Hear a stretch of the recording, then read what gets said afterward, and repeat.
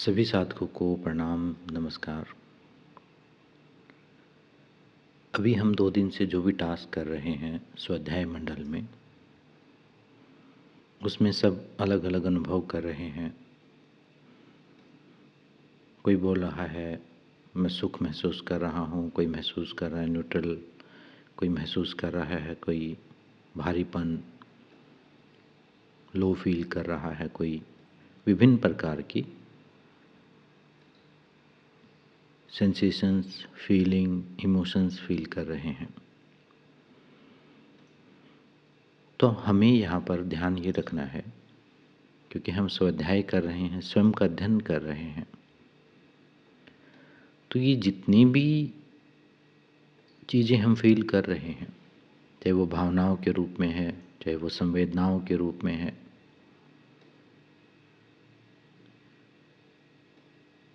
ये सारी चीज़ें कुछ भी अच्छी और बुरी नहीं है। प्रॉब्लम ये आती है कि हम इसको अच्छा या बुरा समझ लेते हैं। हम सोच लेते हैं कि या तो ये अच्छा है या ये बुरा है, ऐसा होना चाहिए, ऐसा नहीं होना चाहिए।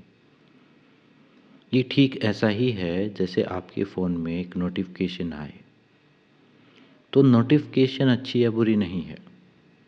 तो ये जो भी आप शरीर के, मन के, भावनाओं के स्तर पर जो भी महसूस कर रहे हो, ये नोटिफ़िकेशन है। ये अच्छी या बुरी नहीं है। ये आपके शरीर की, आपके मन की एक लैंग्वेज है, एक आप बात करने का तरीका है। जैसे आपके शरीर में अगर कोई बीमारी हो जाए, कोई इन्फेक्शन हो जाए, तो बीमारी के रूप में शरीर उसको प्रकट करता है, एक्सप्रेस करता है, या बुखार होगा, या पेट खराब हो जाएगा, या वॉमिटिंग हो जाएगी, कुछ गलत खा लिया आपने तो वॉमिटिंग प्रॉब्लम नहीं है, प्रॉब्लम गलत खाना है। तो ठीक ऐसे ही आपके मन में भी, आपकी साइकोलॉजी में भी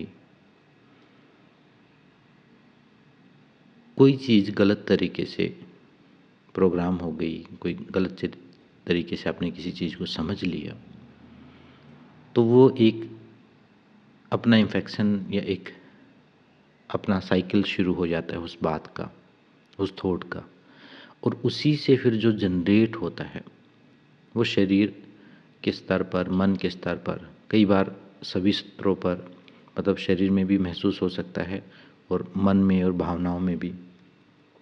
तो वो भाषा बाहर बता रहा है, शरीर आपको सिर्फ समझा रहा है वो कि अंदर क्या चला है।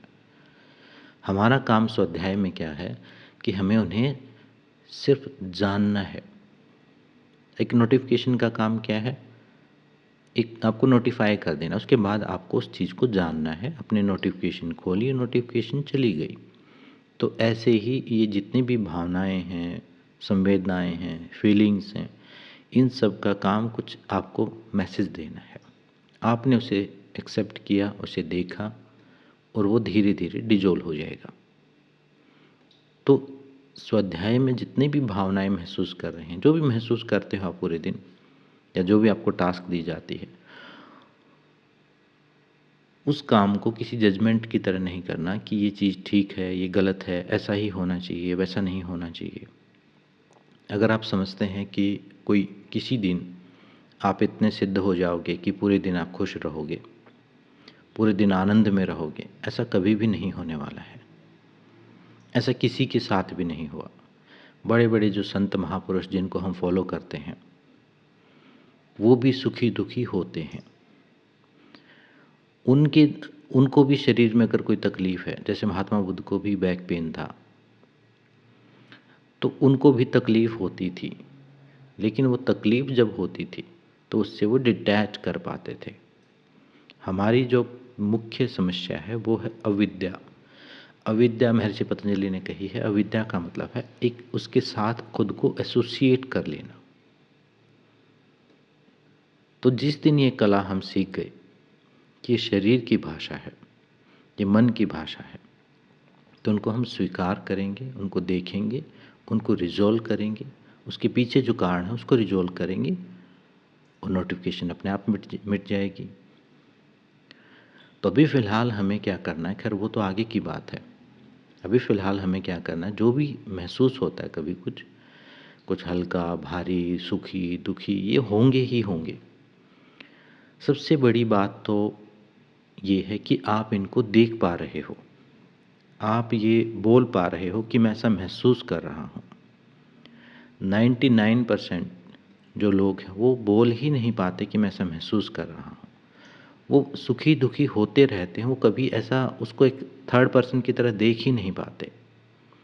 तो पहली बात तो खुशी की ये है कि आप इसको देख पा रहे हो। दूसरी बात, इसको सिर्फ ज़ूम इन करना है।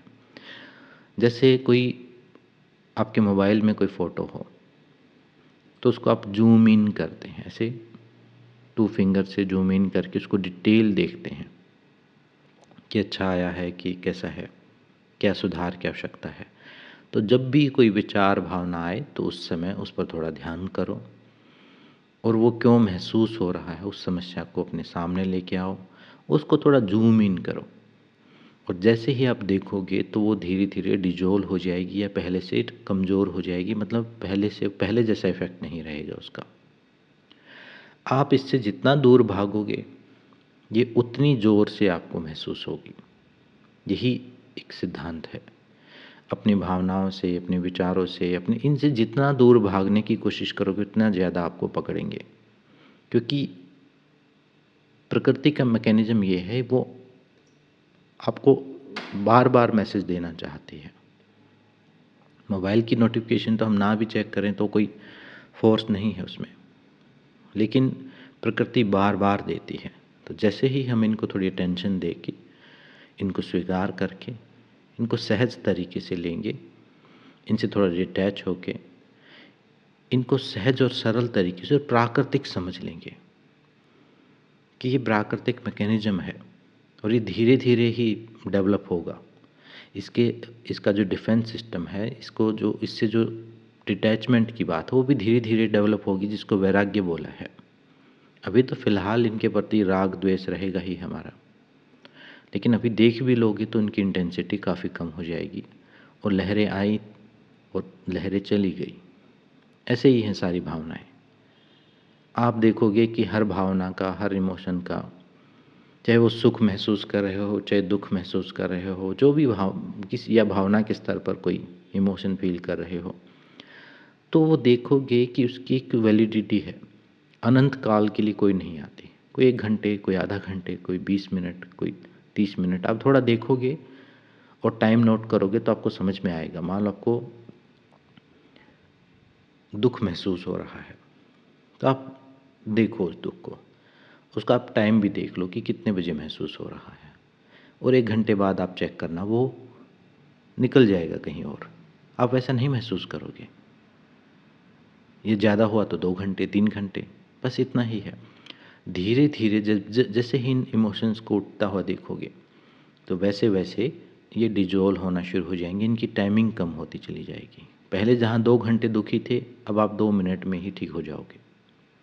ये सिद्धि होगी। महसूस हो आपको तब भी होगा, लेकिन ये सिद्धि होगी। उच्च अवस्थाओं में हो सकता है वो आपको 1 सेकंड भी ना महसूस हो, 2 सेकंड में ही चला जाए, लेकिन ये इफ़ेक्ट पड़ेगा। जैसे बारिश हो रही है, पानी के बुलबुले उठते हैं।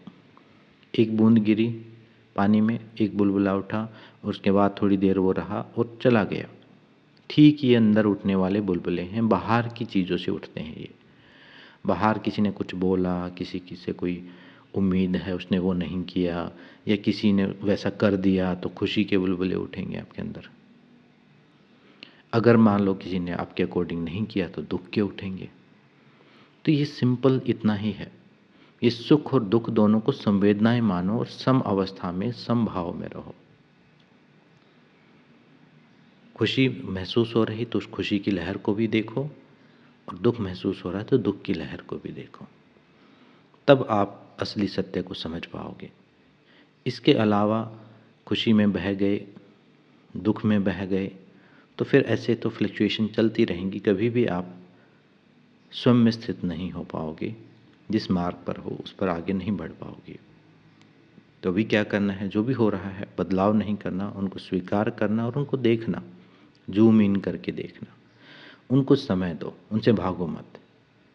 अब जैसे ही स्वीकार करोगे थोड़ी देर आंखें बंद करके बैठ जाओ, या जो भी मन हो रहा है। मान लो किसी का मन हो रहा है कि मुझे लग रहा है कि मैं मर जाऊं, तो आप बेड पे लेट जाओ और शवासन में मर जाओ। मतलब मरना, कुछ करना नहीं, सिर्फ मरने की कि जैसा आप महसूस करो कि मर रहा हूँ। आप देखोगे कि एकदम से सोल्व हो गई, सॉल्यूशन हो गया, थोड़ी देर में ही ठीक महसूस करोगे। तो रिलैक्सेशन कर लो, सो जाओ, उनको देख लो, उनको स्वीकार कर लो, उनको लिख लो, लेकिन उनसे भागो नहीं। तो यही सॉल्यूशन है इनका, और धीरे धीरे इनमें कमी आती चली जाएगी, इनकी इंटेंसिटी कम होती चली जाएगी। इस पर थोड़ा काम कीजिए। सबका धन्यवाद, सबको नमस्ते।